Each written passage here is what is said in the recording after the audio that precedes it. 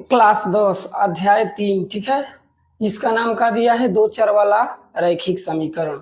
तो दो चर वाला रैखिक समीकरण किसे कहते हैं? तो ऐसा समीकरण जिसमें दो चर x और y हो और उसका घात का हो 1 हो या बिना घात का हो, उसे रैखिक समीकरण अर्थात दो चर वाला रैखिक समीकरण कहते हैं। ठीक है, देखिए इसका परिभाषा लिखते हैं हम। दो चर वाला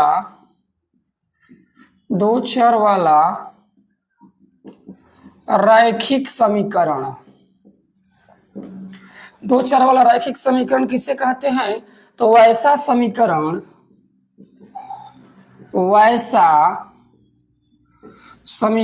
जिसमें दो चर हो और उसका घात एक हो, उसे दो चर वाला रैखिक समीकरण कहते हैं।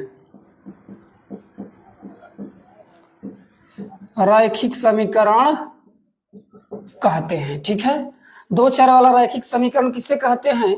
तो ऐसा समीकरण जिसमें दो चर x और y हो और उसका घात का हो तो 1 हो, उसे दो चर वाला रैखिक समीकरण कहते हैं। ठीक है, तो दो चर वाला रैखिक समीकरण होता क्या है? तो लिखते हैं दो चर वाला रैखिक समीकरण।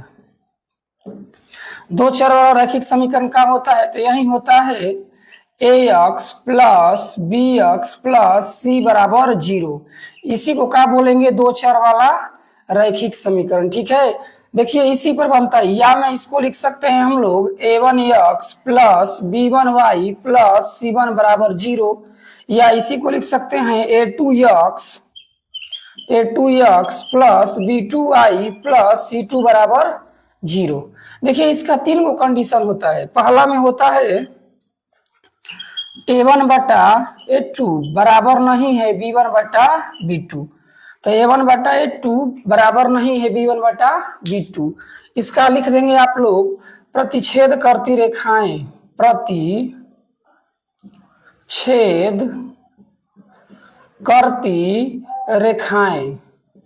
दूसरा में लिख देंगे इसका एक हल होगा, एक हल का एक और नाम है का अद्वितीय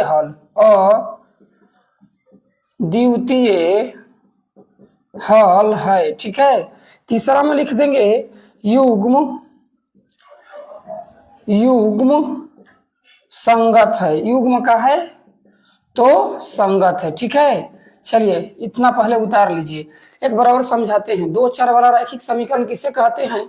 तो ऐसा समीकरण जिसमें दो चर x और y हो और उसका घात 1 हो, उसे दो चर वाला रैखिक समीकरण कहते हैं। और दो चर वाला रैखिक समीकरण क्या होगा?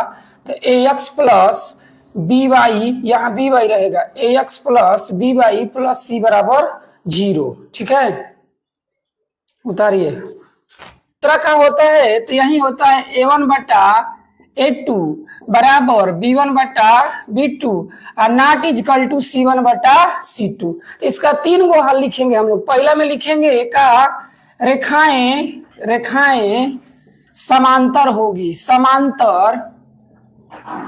होगी। दूसरा में लिखेंगे इसका कोई हल नहीं है, इसका कोई हल नहीं है। तीसरा में लिखेंगे युग्म का है असंगत है। ठीक है, अब तीसरा होता है इसका जब तीनों बराबर हो। तीनों का मतलब क्या? a1 बटा a2 बराबर है b1 बटा b2 और बराबर है c1 बटा c2 ना। जब तीनों बराबर रहेगा तो इसका होता है का रेखाएं संपाती होगी, इसका अनेक हल होगा और इसका युग्म का होगा तो संगत होगा। ठीक है, यहाँ लिखेंगे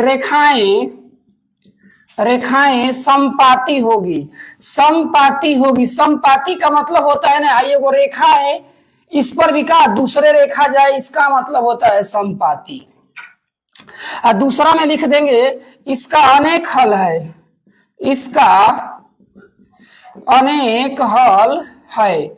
तीसरा में लिखेंगे इसका युग्म का है, तो युग्म का है तो संगत है। ठीक है, देखिए इसमें से कोई एक कंडीशन पूछता है, जैसे हम एग्जाम्पल लेते हैं, एग्जाम्पल में लिख रहे हैं हम पहला 2x प्लस 3y प्लस 4 बराबर 0, और एक ठो लिख रहे हैं 6x प्लस 3y प्लस 4 बराबर 0।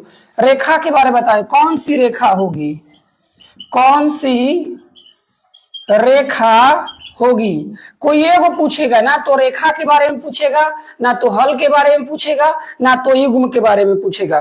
देखिए 2x है तो इसको a1 बोलेंगे, इसको b1 बोलेंगे और इसको c1 बोलेंगे। उसी प्रकार इसको a2 बोलेंगे, इसको b2 बोलेंगे और इसको c2 बोलेंगे। देखिए जांच करते हैं हम, तो लिखेंगे पहला बार a1 बटा a2, तो a1 का मान क्या दिया है 2 और a2 का मान 6, तो लिख देंगे 2 बटा 6। कटाने पर कितना बार में कटेगा, तो 3 बार में, तो लिख देंगे 1 बटा 3। उसके बाद जांच करिए तो b1 बटा b2, तो b1 में दिया है 3 और b2 में भी का दिया है 3, कटा देंगे तो का 1। जब दोनों बराबर नहीं है, दोनों का मतलब का a1 बटा a2 और b1 बटा b2 का मान कहाँ बराबर है, इसमें आया है 1 बटा 3 और इसमें का आया है 1। जब दोनों बराबर नहीं है तो इसका c1 बटा c2 जांच नहीं करेंगे, तो लिख देंगे हम लोग, इसका यहाँ लिखते हैं a1 बटा a2 बराबर नहीं है b1 बटा b2, तो इसका क्या होगा आगे पता है पहला वाला में, इसका हो जाएगा प्रतिच्छेद करती हुई रेखाएं। ठीक है, चलिए इतना उतारिए पहले आप लोग।